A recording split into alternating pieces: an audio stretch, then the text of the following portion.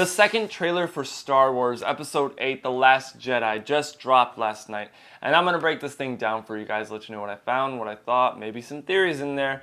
And as always, there is that potential for spoilers. This is all conjecture on my part. And before I get started, I just want to apologize for the lack of trailer breakdowns. There's been a lot of new trailers just recently that I really wanted to break down, but they just dropped at the most inopportune times. But I wanted to make sure that I broke this trailer down for you guys because this is my most anticipated movie of the year, and I'm so excited for this movie. So without further ado, let's get started.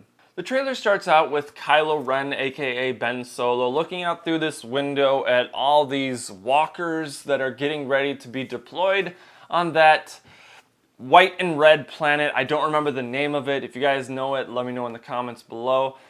But if you look really closely, you can see an AT-ST. It's really hard to see, but you get all these, AT-ATs and the new AT-M6s. They're basically like the heavy assault walkers that the First Order is going to be using. And here we do see the AT-M6s and the AT-ATs down below in action. You also see like the First Order shuttle above, probably holding Kylo Ren during this attack.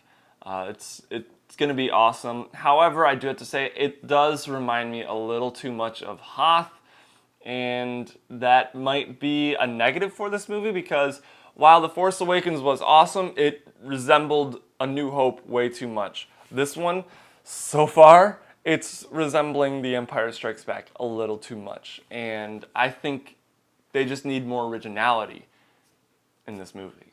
Now we get this over-the-head shot of what looks like Kylo Ren leading a bunch of stormtroopers into a cave.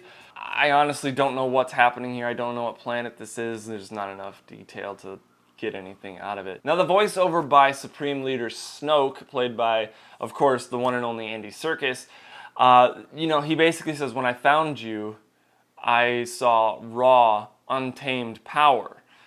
We assume that he's talking to Kylo Ren, but there may be a twist to this by the end of the trailer, and I'll come back to that in a few minutes. There are just some gorgeous shots in this trailer, and this is two of them really, because it's a side shot of Kylo Ren with his helmet on, so he's got his helmet back. I'm assuming it's a new helmet because his old helmet was on Starkiller Base. I'm assuming it's a new one. His lightsaber was also destroyed on Starkiller Base, so again, I'm assuming this is a new lightsaber. It's a beautiful shot, and if you look closely, I guess you don't have to look that closely, you can see two Imperial guards, the red cloaked figures, in the reflection of the floor. And basically that just tells me that he is in the presence of Snoke or someone else. And I'll get back to that in a minute. So after I just said there are some beautiful shots in this trailer, there are also some kind of ugly shots and just not interesting shots. And that's only because of the framing, where the camera is placed, and this is one of them, where Rey activates the lightsaber. It just, something about it just doesn't feel right. It doesn't feel cool enough to be that part of the trailer.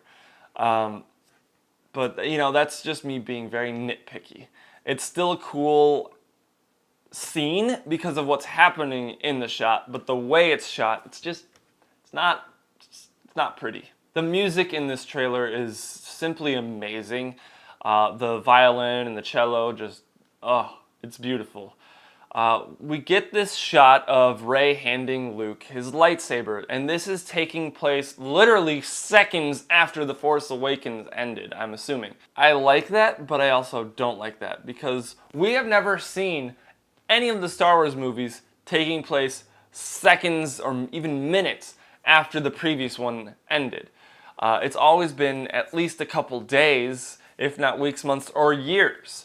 So this is something new, and I appreciate it, but I don't know how I feel about it, because the majority of the Star Wars movies take place from a specific time, and they just go from that point on, and they don't stop. There's only maybe one exception to that, and that's Episode 3, where it's a couple days at least, if not a couple weeks, where the movie takes place. Most of them take place over several hours, or even just one full day or 2 full days or something.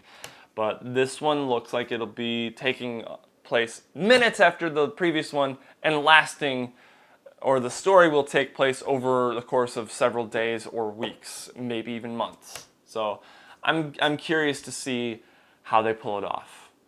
I don't have many doubts about them being able to pull it off, but I'm just curious. Also, the shot of Luke's robot hand grabbing the lightsaber is awesome.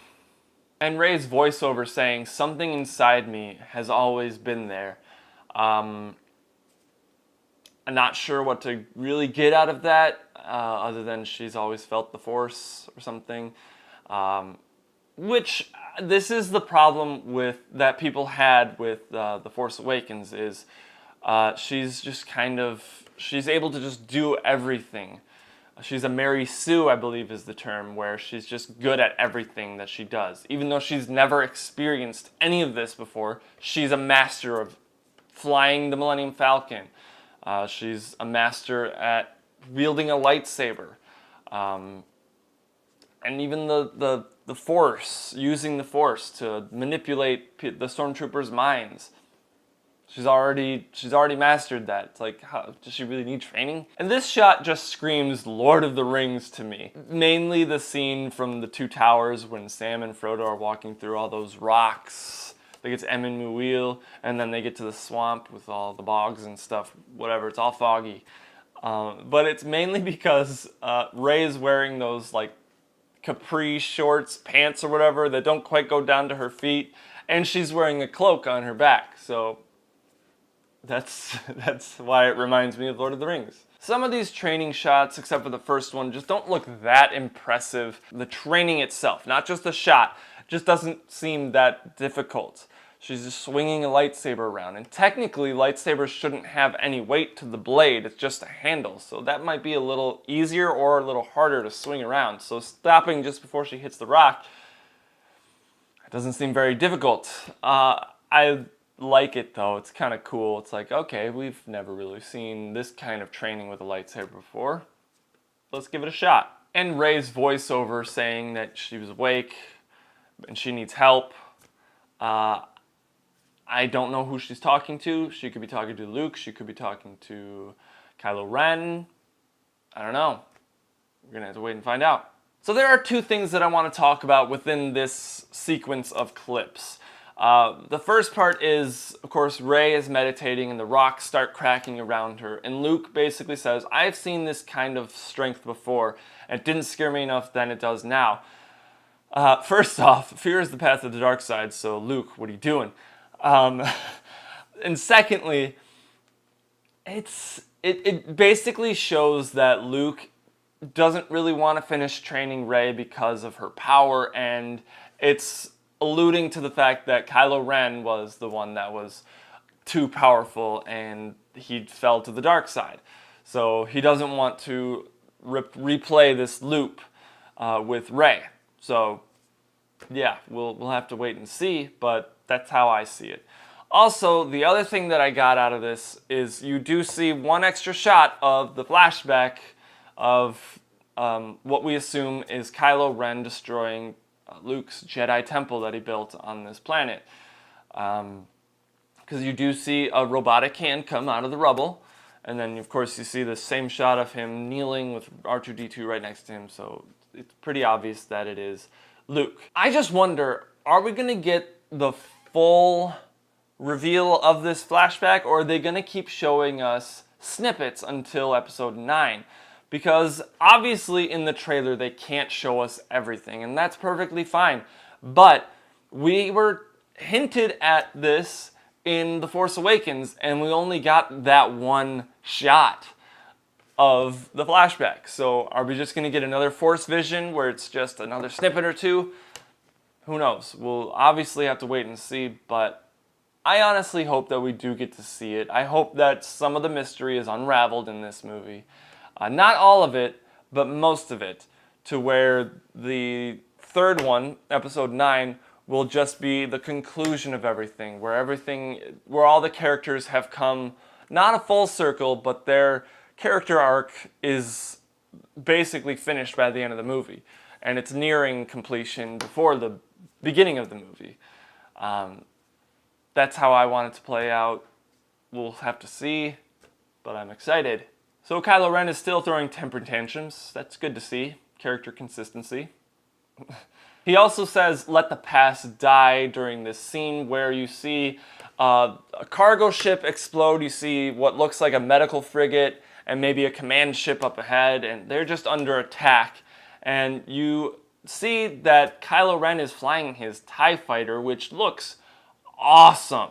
Oh my goodness, that is an awesome TIE fighter. It looks like a TIE Advanced with just super upgrades, and it looks just so cool.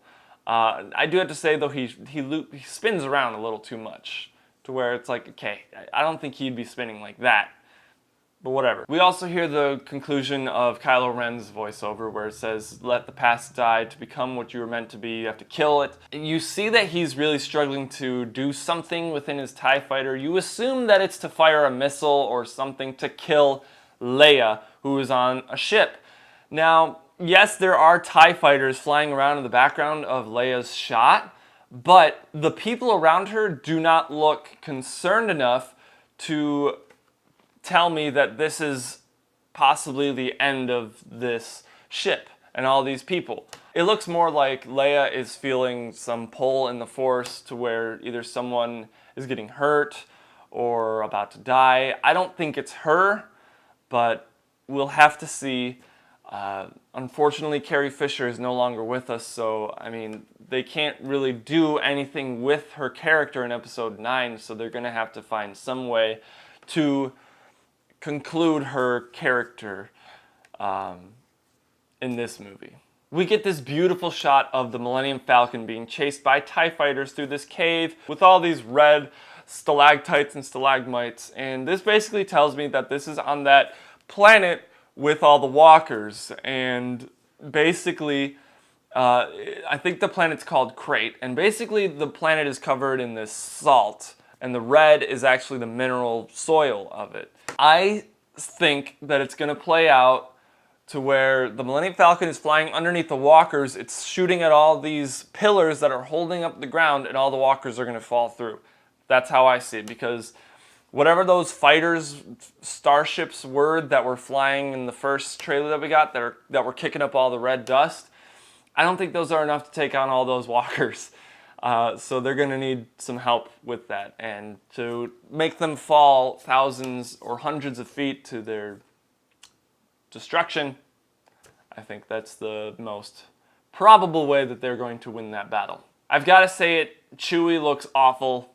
He just looks too perfect. His hair is too perfect. I don't know, just something about it doesn't work. And the Porg, while it's cute, I think it's so unnecessary, and I think that's the only reason that it's going to be in the movie is because it's cute, and that's unfortunate. Now, I'd love to be proven wrong, but that's how I think it's going to play out. What I love about this sequence is it is about Poe Dameron, and if there's one thing that we needed more of in The Force Awakens, it was Poe Dameron and space battles. That is something that I really wanted more of, and it looks like we're going to get a lot more of in The Last Jedi. And I'm super excited about that. And basically, Poe Dameron says, "We are the spark that will light the fire that will burn the First Order down." And I don't know who he's talking to, but I'm liking his line there. We do see this shot of an enhanced X-Wing. That's cool. I don't understand why they would need that boost of power when they already have like warp or light speed, whatever it is, capabilities on those X-Wings that we've seen in The Force Awakens. So having a fifth engine doesn't really seem necessary, but whatever. I am a little disappointed that we didn't get confirmation about Poe Dameron being in an A-Wing, because I'm pretty sure he's in an A-Wing. We did see some evidence of that in the last trailer, so who knows? Maybe they're keeping that really secret right now. But I really hope that we get to see a lot of A-Wing action and more starships, because again, if there's something that The Force Awakens was missing, again, it was lack of ship variety. There was only X-Wings and only TIE fighters, just standard TIE fighters. And That's something that I love, absolutely love about the Return of the Jedi, is the fact that they had X-Wings, Y-Wings, A-Wings, and B-Wings, my favorite ship. And the Empire had the regular TIE fighters, the TIE Advanced, or the TIE Interceptors, the TIE Bombers. I want more of that. It's so much easier now. So let's get us more of that. Finn is back, and he's using a weapon that he actually fought against in The Force Awakens. And what I love about this is it actually looks like Captain Phasma is going to do something. In The Force Awakens, she does absolutely nothing. She only looks cool, and only for a very short time.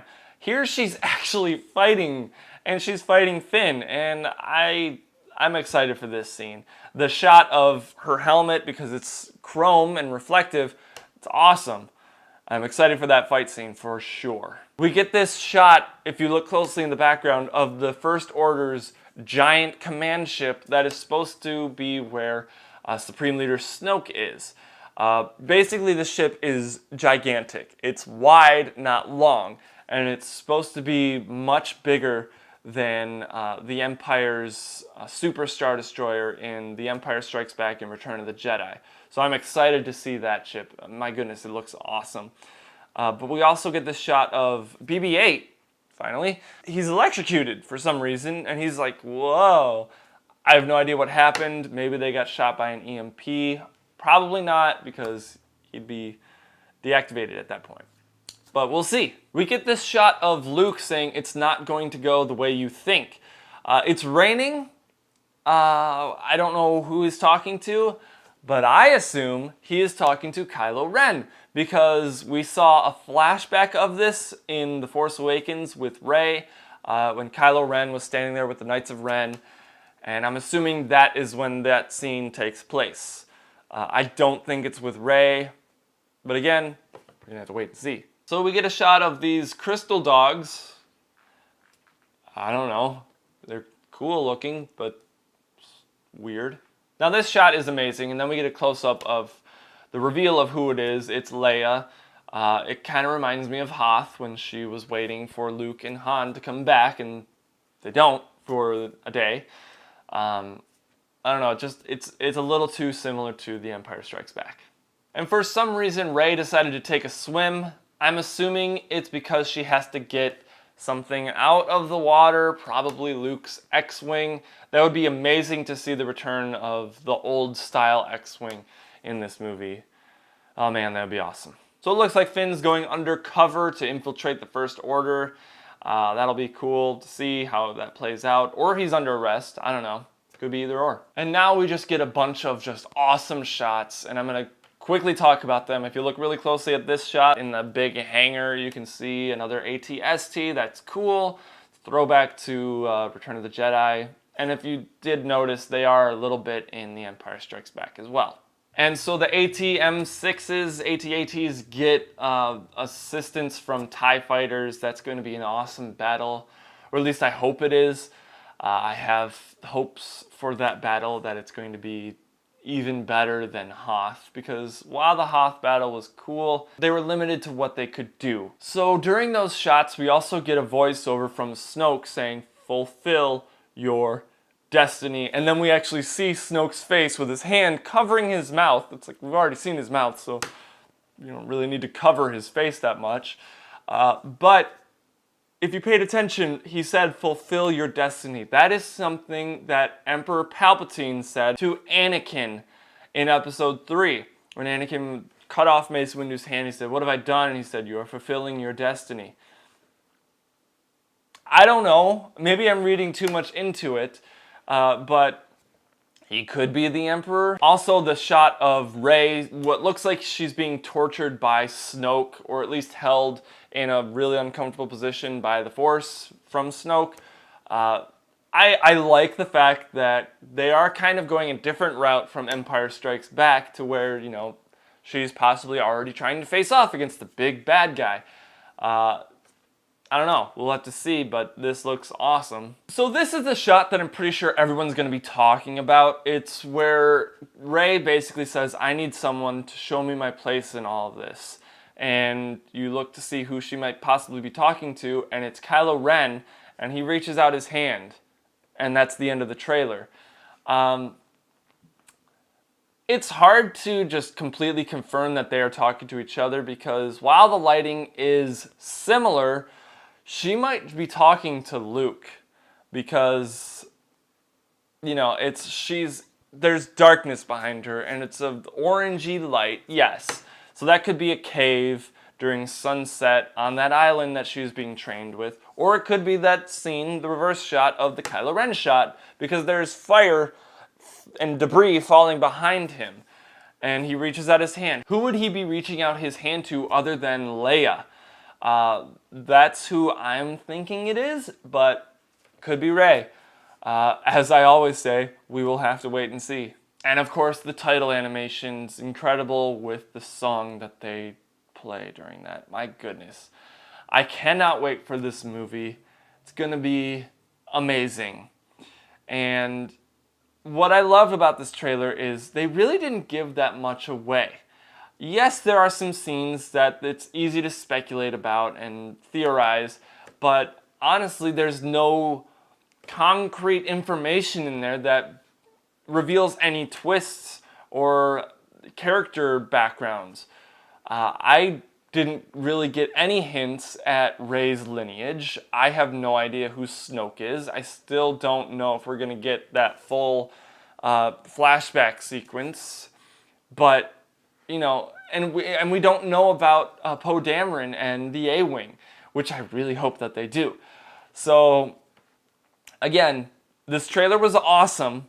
But there are things in there that I really wanted to see, but I'm also glad that they didn't show, because I want to still be surprised when I see the movie. So that is my trailer breakdown. Let me know if I missed anything that you guys found in this trailer, because I am definitely curious. So yeah, I cannot wait for this movie. December cannot come soon enough. We still have almost 2.5 months to wait for this movie. So, you know, let's get to December. Let's get there fast. So if you like this video, be sure to give it a big old thumbs up, subscribe to the channel, and make sure you hit that bell icon next to the subscribe button so you can be notified of when we upload new content. And as always, thank you so much for watching. May the Force be with you, and I'll see you in the next video.